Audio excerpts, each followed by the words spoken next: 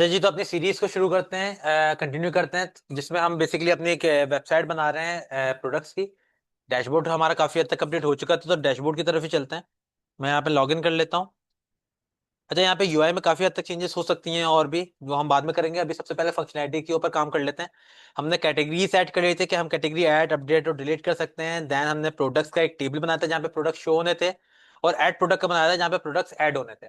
और product successfully add हमने करवा दिए थे। अगर हम टेबल में जाके देखें तो टीबीएल प्रोडक्ट में हमारे पास सक्सेसफुली प्रोडक्ट ऐड हो रहे थे विथ यूनिक इमेज नेम। और ये इमेज हमारी फाइल के एसेट्स यानी डैशबोर्ड के इमेजेस और प्रोडक्ट्स के अंदर भी जा रही थी। हमने सबसे पहले एक बनाना का प्रोडक्ट ऐड किया था, देख सकते हैं। और एक और अगर प्रोडक्ट ऐड करें तो वो भी ट्राई कर लेते हैं। मैं यहाँ पे देखता हूँ मेरे पास तस्वीर और कौन सी पड़ी हुई है। डॉक्यूमेंट्स डाउनलोड्स पे आते हैं। डाउनलोड में आने के बाद यहाँ पर देखते हैं, आपका अल्लाह भला करे। इमेज डाउनलोड, यहाँ पे हमारे पास ब्रोकली है, तो मैं इसको ही ऐड करवा देता हूँ। तो यहाँ पे मैं प्रोडक्ट नेम ब्रोकली, कैटेगरी ये एक वेजिटेबल है, प्राइस इसकी रख देते हैं 300 रुपये। सही है। इमेज यहाँ पे चूज कर लेते हैं। मैं यहाँ पे डाउनलोड्स में आके इमेज पे आएंगे, जो इमेज मुझे डाउनलोड करनी है। फोल्डर का क्या नाम था, ये रहा।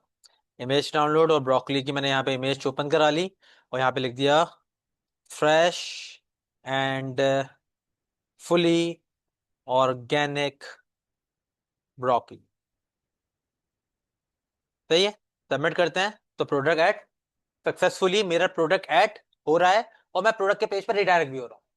यहाँ पे चेक करते हैं तो यहाँ पे देखो हमारे प्रोडक्ट्स यहाँ पे ऐड भी होकर आ गया है। अब मुझे जो करना है वो ये है कि मेरे प्रोडक्ट्स यहाँ पे शो होने चाहिए। जो जो मैं ऐड करते जाऊँ वो सारे प्रोडक्ट्स मुझे कहाँ शो करने हैं, यहाँ पे शो होने चाहिए। तो यहाँ पे शो करने के लिए अब मैं चलता हूँ अपने कोड की तरफ, जहाँ पे मैं अपने काम को फैच कराऊंगा। तो मैं यहाँ पर आ जाता हूँ अपने, क्या कहते हैं, प्रोडक्ट से पेज पे, जहाँ पे मैंने टेबल बनाया हुआ है ऑलरेडी।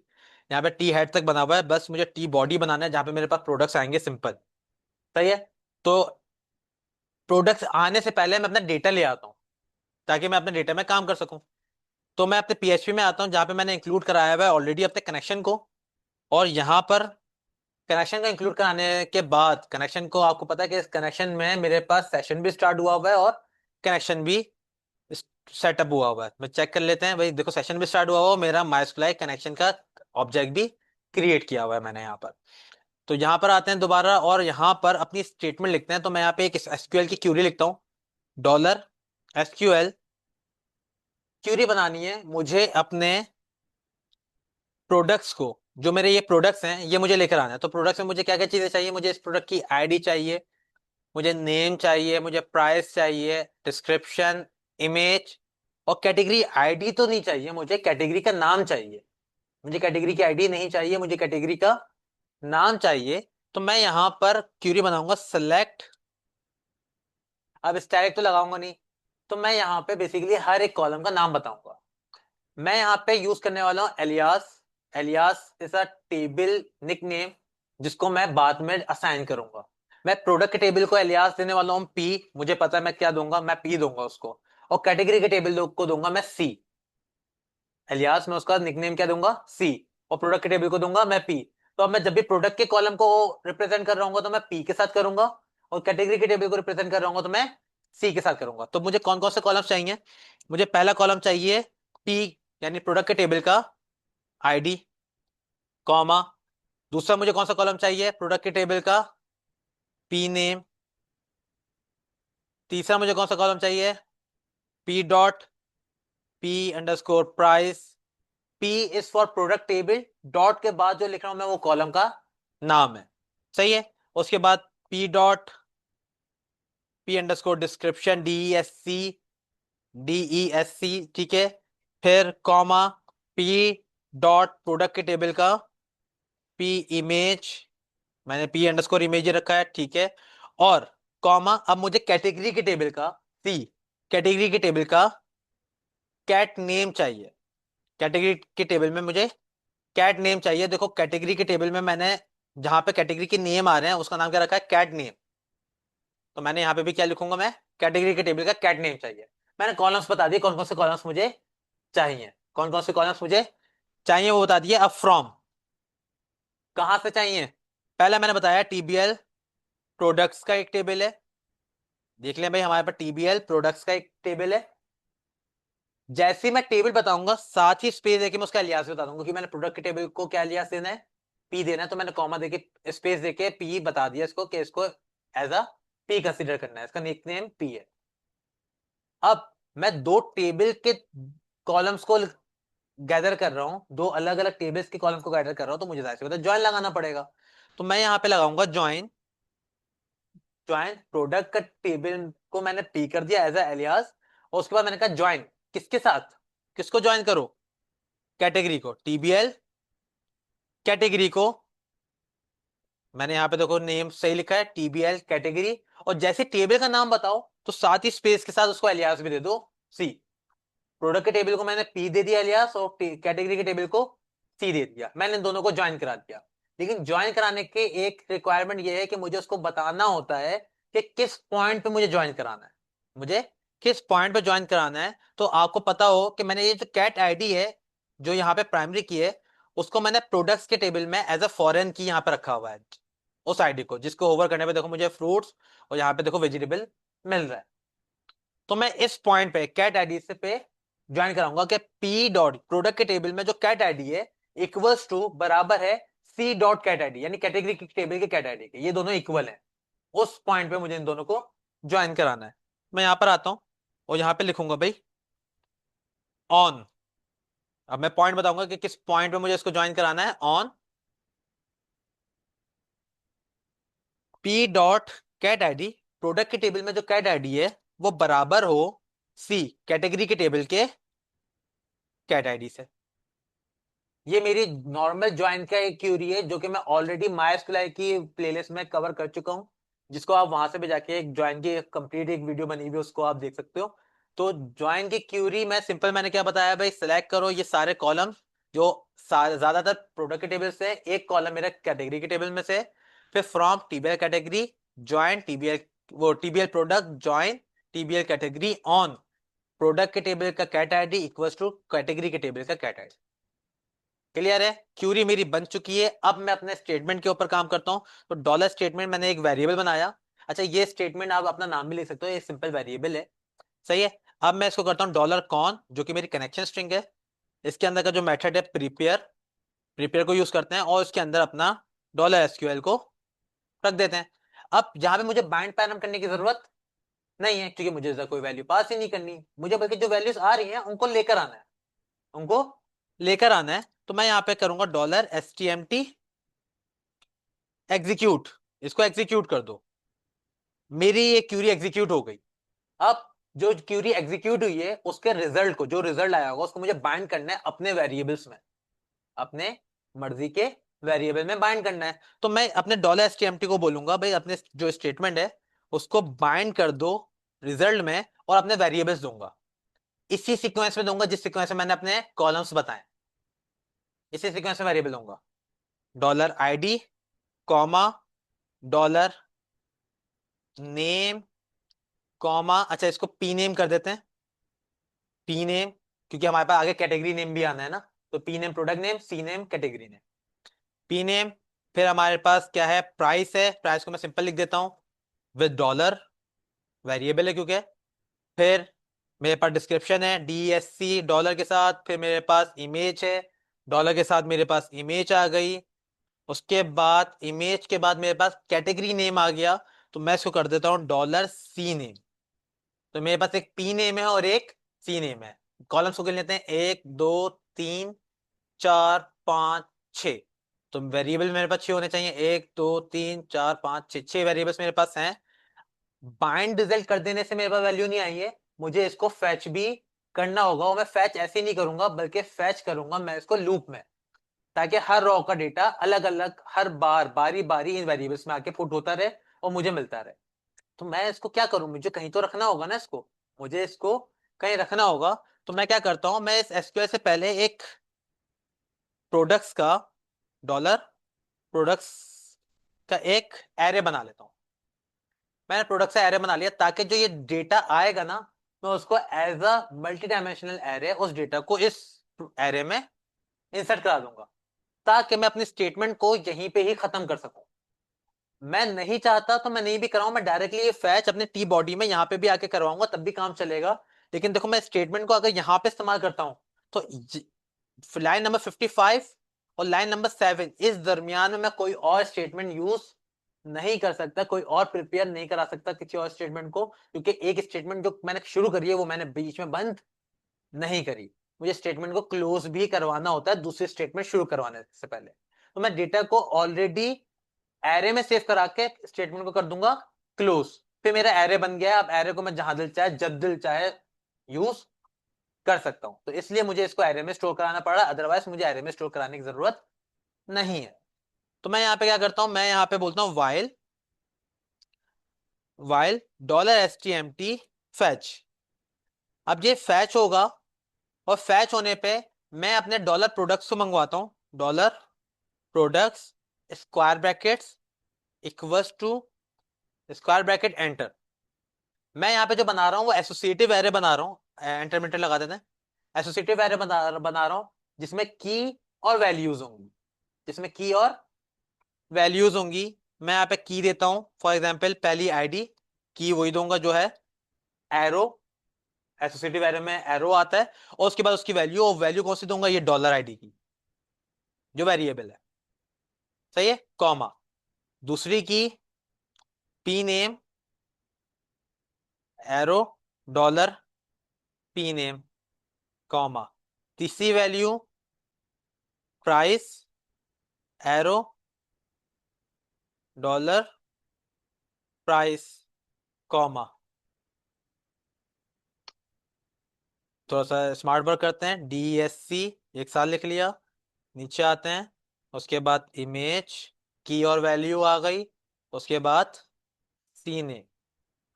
मैंने अपनी कीज और वैल्यूज बना दी। ये वाइल लूप में अब क्या होगा, जैसे जैसे मेरे पास डेटा आता रहेगा इसमें, और ये सारा data as an array associative array index array की मदद से यहाँ पे आके मल्टी डायमेंशनल एरे के तौर पे सेव होता रहेगा। किसके अंदर, डॉलर प्रोडक्ट्स में। सही है, मेरा एरे सेव हो गया। जब ये कंप्लीट हो जाए, वाइल लूप जब कंप्लीट हो जाए, तो मैं यहाँ पे अपनी स्टेटमेंट को कर दूंगा क्लोज।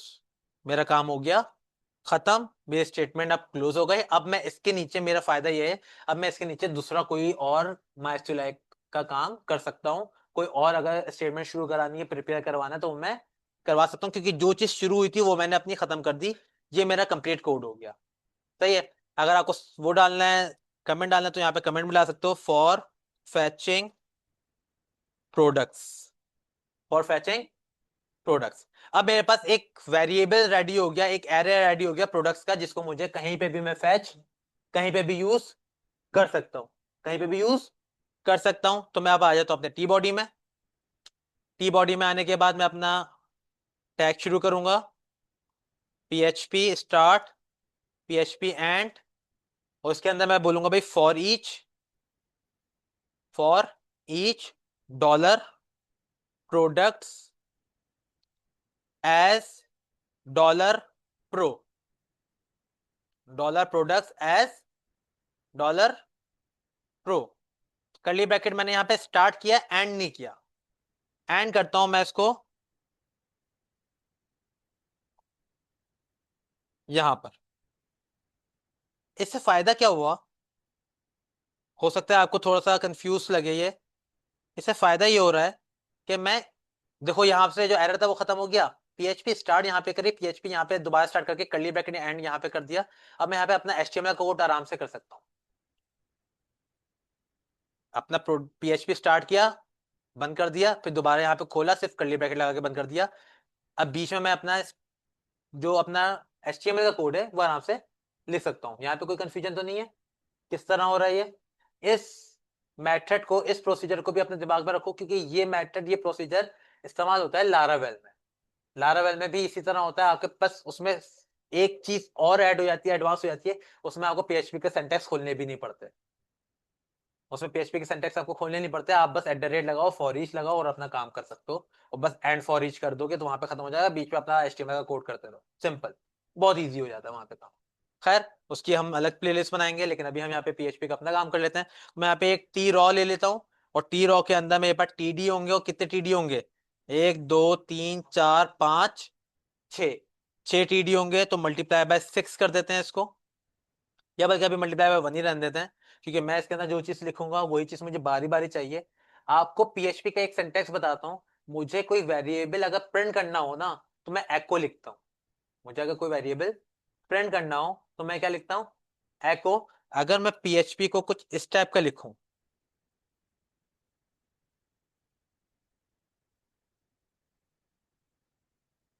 तो और डायरेक्ट अपने वेरिएबल का नाम लिखूं, तब भी ये प्रिंट करेगा, तब भी ये प्रिंट करेगा, क्योंकि ये इक्वल्स टू आपको डायरेक्टली एको के तौर पे काम करेगा। जब वेरिएबल आपको प्रिंट करना हो सिंपल, तो आप इस तरह भी वेरिएबल प्रिंट कर सकते हो अपने कोड को बचाने के लिए। सही है। अब ये देखो एक टीडी आ गया जिसमें मेरी आईडी प्रिंट हो रही है, चेक करते हैं। आईडी प्रिंट हो रही है, मेरी आईडी प्रिंट हो रही है। दूसरी जगह मुझे क्या चाहिए, डॉलर इमेज चाहिए। तो मैं यहाँ पर अपनी इमेज क्या करूंगा, मेरी इमेज सीधी सीधी नहीं आएगी, बल्कि मुझे इसको एसआरसी यानी इमेज के टैग में रखना होगा। तो मैं यहाँ पे एक इमेज का टैग बना लेता हूँ, IMG इमेज चाहिए। एसआरसी में, एसआरसी मुझे इमेज कहाँ से मिलेगी, मैं प्रोडक्ट्स में हूँ, और प्रोडक्ट से मैं पहले जाऊंगा अपने एसेट्स में। मैं यहाँ से जाऊंगा अपने एसेट्स में, ठीक है। एसेट्स के बाद इमेजेस में, इमेजेस के बाद मैं जाऊंगा अपने प्रोडक्ट्स में, प्रोडक्ट्स में आ गया। और प्रोडक्ट्स के बाद जहां पे मुझे अपनी इमेज का नाम देना है, यहाँ पे मुझे अपनी इमेज का नाम देना, और नाम किसके पास है, नाम तो इसके पास है। तो मैं इस चीज को यहाँ से कंट्रोल एक्स करूंगा, और इधर लाके पेस्ट कर दूंगा, और यहाँ पे वो वेरिएबल रखूंगा जो मेरा इमेज का है, इमेज वाला डॉलर इमेज। क्लियर है। एक टीडी ये हो गया। फिर ये वाले टीडी को ही कॉपी करते हैं और नीचे ले आते हैं। सेकंड टीडी के लिए नेम चाहिए मुझे, डॉलर पी नेम। फिर मुझे क्या चाहिए, कैटेगरी यानी सी नेम, कैटेगरी नेम। उसके बाद क्या चाहिए मुझे, प्राइस, सिंपल प्राइस। मेरे ख्याल में पी छोटा है प्राइस का, प्राइस। और प्राइस के बाद डिस्क्रिप्शन, तो DESC, डिस्क्रिप्शन भी आ गया। मेरा HTML के साथ ही मैंने अपना सारा कोड खत्म कर दिया। ये एक तरीका और है जिसके थ्रू आप अपने एरे को प्रिंट कर सकते हो। चेक करते हैं। होए होए इतनी बड़ी तस्वीर, भाई तस्वीर को चेंज कर देते हैं। तस्वीर को चेंज करने के लिए मैं यहाँ पे क्या करूंगा, मैं यहाँ पर आता हूँ, और तस्वीर को चेंज नहीं करूंगा, बल्कि मैं यहाँ पे इसकी साइज को रिड्यूस करूंगा। मैं बस एक हाइट को रिड्यूस कर दूंगा, एक एट्रीब्यूट दूंगा इसको हाइट का, और हाइट कर देते हैं 150 px। एक थंबनेल सा दिखाना है मुझे, 150 px ज्यादा हो रहा है, 50 कर देते हैं, तो मुझे सिर्फ थंबनेल ही चाहिए। 150 px, वो सिंपल 50 px। तो यहाँ पे मुझे एक प्रोडक्ट दिख रहा है, लेकिन यहाँ पे एक इश्यू आ रहा है कि मुझे दोनों प्रोडक्ट्स सेम दिख रहे हैं, जबकि मेरे पास यहाँ पर दोनों अलग अलग प्रोडक्ट्स आने चाहिए। तो वो देख लेते हैं हम। वाइल फैच स्टेटमेंट प्रोडक्ट्स,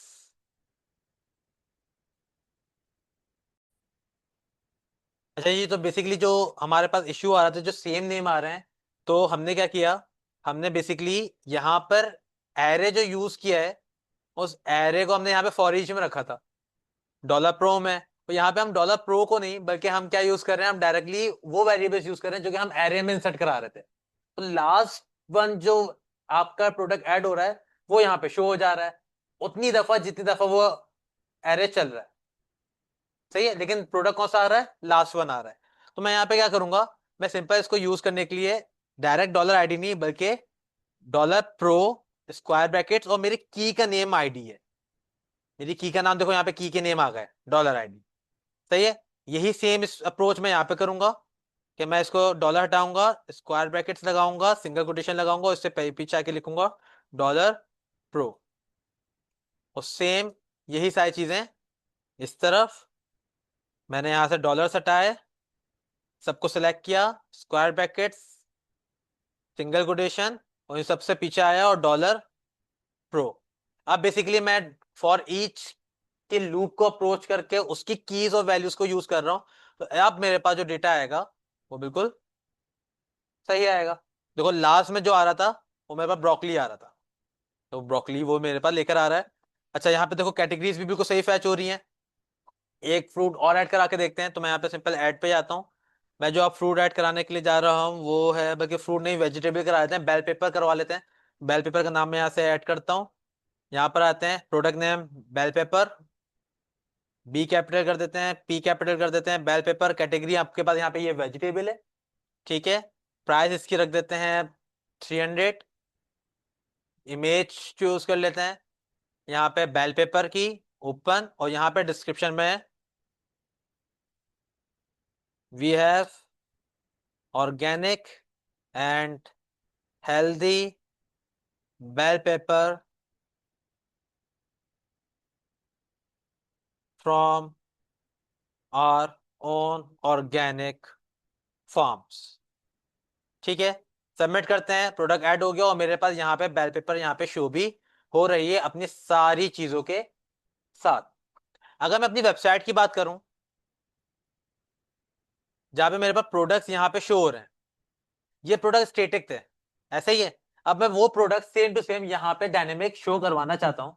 तो मैं सिंपल आऊंगा, देखो अब वहां पे काम जो आपने किया है वो सेम काम आप यहाँ पे करोगे, बहुत ईजी हो गया अब काम। तो आप बस सिंपल अपने प्रोडक्ट्स पे आओगे, अपने पेज पे आओगे, इंडेक्स के इंडेक्स डॉट पीएचपी पे, और उस सेक्शन पे आ जाओगे जहां पे ये प्रोडक्ट्स शो हो रहे हैं, यानी आर ऑर्गेनिक प्रोडक्ट्स। तो मैं यहाँ पे आ जाऊँ आर ऑर्गेनिक प्रोडक्ट्स, और यहाँ पे मेरे पास रॉ, रॉ के अंदर कॉलम, और कॉलम के अंदर ये वो कार्ड है, ये वो डिव है जिसके अंदर मेरे पास एक कार्ड आ रहा है। तो मैं इस वाले डिव को छोड़ के अपनी बाकी सारी डिव्स को पहले बंद करता हूँ। ये सारे मेरे प्रोडक्ट्स हैं, और इन सारे डिव्स को मैं कर देता हूँ डिलीट। चेक करते हैं यहाँ पे रिफ्रेश करके, सिर्फ एक ही आ रहा है मेरे पास, ऐसा ही है। अब मैं आता हूँ अपने प्रोडक्ट्स के पास, सेम पीएचपी कोड मैंने यहाँ पे कॉपी किया, और इंडेक्स डॉट पीएचपी में सबसे टॉप पर सेम पीएचपी कोड मैंने पेस्ट कर दिया। मुझे जो चेंजेस करनी है वो बस एक चेंज करनी है, मेरी कनेक्शन डॉट पीएचपी की फाइल का लिंक यानी पाथ। तो ये कंपोनेंट्स कनेक्शन डॉट पीएचपी ये वाला नहीं है, मैं इंडेक्स में हूं, तो मुझे इंडेक्स से पहले जाना होगा, अपने इंडेक्स से मुझे जाना होगा डैशबोर्ड में, डैशबोर्ड के अंदर कंपोनेंट में आना है। तो यहाँ पे मैं बस यहाँ पे डैशबोर्ड का इजाफा करूंगा, dashboard slash component slash connection dot PHP. बाकी सारा काम मैं सेम रहने दूंगा, ठीक है। यहां पर आता हूं वापस अपने प्रोडक्ट के पास, ये रहा मेरा प्रोडक्ट जो है, इसको मैंने यहाँ पे बंद किया। बिल्कुल सेम वो फॉर ईच लूप वाला जो वहां पे काम किया था वो भी यहाँ पे करेंगे। पीएचपी का लूप, पीएचपी का सिंटैक्स ओपन किया, क्लोज किया, बीच में फॉर ईच लगाएंगे, dollar products S dollar pro, curly bracket start करेंगे, एंड नहीं करेंगे, और एंड कहां करेंगे, इस डिफ के बाद, इस डिफ के बाद हमने वो कर्ली ब्रैकेट एंड कर दिया, ठीक है। अब अपने डिफ को ओपन करते हैं, और जो जो चीजें मेरे पास यहाँ पे डायनेमिकली आनी है, उन डायनेमिक चीजों को मैं यहाँ पे पीएचपी की मदद से वो करा दूंगा। जैसे मेरे पास इमेज है, जो वो इमेज यहाँ पे डायरेक्टली नहीं आ रही, बल्कि वो आ रही है कहाँ से, मेरे डैशबोर्ड के अंदर वाले एसेट से आ रही है। तो मैं यहाँ से पहले अपना पूरा पाथ बनाऊंगा। मैं यहाँ पर आया, मैंने कहा भाई यहाँ से आप जाओगे डैशबोर्ड पे, डैशबोर्ड के बाद आप जाओगे एसेट्स, एसेट्स के बाद जाओगे आप इमेजेस में, इमेजेस के बाद जाओगे आप प्रोडक्ट्स में, और प्रोडक्ट्स के बाद आपको क्या मिलेगी, वो इमेज मिलेगी। और वो इमेज मेरे पास यहाँ पे कहाँ से आ रही है, मेरे डॉलर प्रो में आ रही है। तो वो मैं लिखूंगा dollar question mark equals to question mark और एंगुलर ब्रैकेट, और इसके अंदर अपने dollar pro square brackets single quotation अपनी इमेज का नाम, यहाँ पे बस मैंने इमेज का नाम रख देना है। यही सेम चीज मैं अब कॉपी कर लेता हूँ, और जहां जहां मुझे डायनेमिक चीजें रखनी है वहां पे रख देता हूँ। जैसे मैंने इसको यहाँ पे कॉपी किया, मैंने फ्रूट्स, जहाँ पे मेरे पास ये क्या है, ये मेरे ख्याल में कैटेगरी है, ये मेरी कैटेगरी है, तो मैंने यहाँ पे कंट्रोल वी किया, इमेज की जगह मैं यहाँ पे क्या कर दूंगा, पी नेम, कैटेगरी नेम आ गया। ये मेरा नाम है प्रोडक्ट का, तो ये मेरे पास आ जाएगा पी नेम के नाम से, पी नेम। ये मेरे डिस्क्रिप्शन है, तो ये मेरे पास आ जाएगी एज अ डिस्क्रिप्शन, DESC। ये मेरी प्राइस है, तो इसको मैं रखता हूँ PKR। और आगे मैंने इसको एको करवा दिया अपना प्राइस पर केजी, यहाँ पे लिखना है अब आपका पर केजी है या पर पीस है, ये आपके ऊपर डिपेंड करता है। मैंने पर केजी रहने दिया, और ऐड टू कार्ड वाले बटन को अभी ऐसे रहने देते हैं। तो ये मैंने सारी चीजें इसमें रख दी हैं। चेक करते हैं रिफ्रेश करा के, देख सकते हैं मेरे पास सारे कार्ड एग्जैक्टली उसी तरह आ रहे हैं जिस तरह आने चाहिए। अब यहाँ पे जो इशू हो रहा है, वो इशू हो रहा है मेरी डिस्क्रिप्शन का। जिसकी डिस्क्रिप्शन ज्यादा है, जिसकी डिस्क्रिप्शन कम है, तो उसकी वजह से मेरे कार्ड्स ऊपर नीचे हो रहे हैं। तो यहाँ पे आप ये एक, जब आप प्रोडक्ट्स को ऐड करोगे तो आप एक चीज बनाओगे कि आपकी डिस्क्रिप्शन सेम हो। जब मैं आपको एक कोड और शेयर करूंगा बाद में, जिसमें आप अपनी डिस्क्रिप्शन चाहे वो कितनी ही बड़ी क्यों ना हो, आप अपने स्क्रिप्ट की मदद से उसको एक लाइन या दो लाइन के ऊपर इंक्रिप्ट करा सकते हो कि भाई दो लाइन शो हो या एक लाइन शो हो। ठीक है।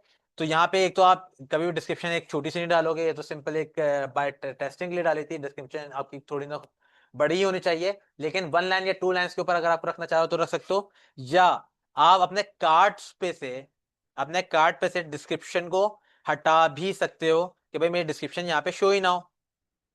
डिस्क्रिप्शन तो क्यों, क्योंकि हम डिटेल पेज पे शो कर देंगे डिस्क्रिप्शन, तो हम डिस्क्रिप्शन तो डिटेल पेज पे भी शो कर देंगे। तो यहाँ पे देखो मेरे पास हर एक चीज प्रॉपर तौर पे अपने अपने कैटेगरी के साथ शो हो रही है, और सबके कार्ड भी इक्वल सेम आ रहे हैं इसी के साथ। अच्छा, यहाँ पे दूसरा जो इशू आ रहा है वो इमेज का आ रहा है कि किसी का इमेज बड़ा है और किसी की इमेज छोटी है। तो यहाँ पे आप सिंपल क्या करोगे, अपने इमेज पे जाओगे और वही वाला काम अपनी हाइट का, यानी हाइट का एक एट्रीब्यूट लगाओगे, और 250px चेक कर लेते हैं।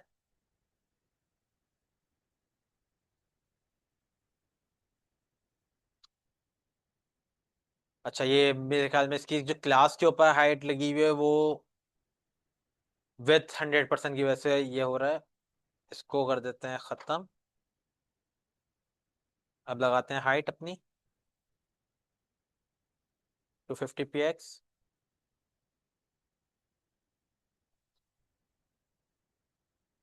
स्टाइल से लगा लेते हैं। अगर कभी आपका ऐसे एट्रीब्यूट काम नहीं करें तो इसका मतलब ये है कि आपकी बूटस्ट्रैप की और कुछ क्लासेस जो आपने ऑलरेडी यूज करी हुई थीम में है, उसकी वजह से वो चीज़ नहीं हो रही है। तो आप स्टाइल का एट्रीब्यूट लगा के भी काम कर सकते हो, या आप अपने जो उसकी क्लास है जहां से ये यूज हो रही है, तो वहां से जाके भी आप इसकी स्टाइलिंग प्रॉपर कर सकते हो, जो कि एक्सटर्नल स्टाइलिंग होगी। मैं भी बस स्टाइल का एट्रीब्यूट लगा के आपको बस ये दिखाया था कि आप किस तरह कर सकते हो। मैं स्टाइल का एट्रीब्यूट मैंने लगाया, और इसके अंदर मैंने कहा भाई HEIGI हाइट इक्वल्स टू, नहीं इक्वल्स टू नहीं, कॉलन 250px इम्पोर्टेंट।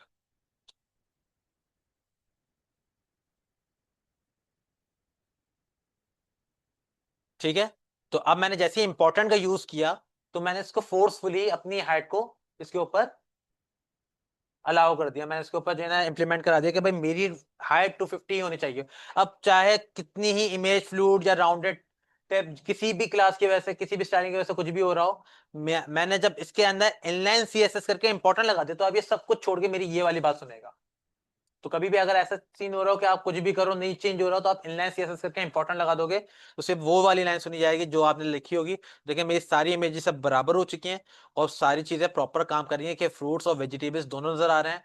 आगे हम जाके बस अब अपने जो टेबल है उसके अंदर एडिट यानी अपडेट और डिलीट का काम करेंगे, और साथ ही साथ उसके बाद हम यहाँ पे एजेक्स लगा के इसमें live search, sort and filter का काम करने वाले हैं।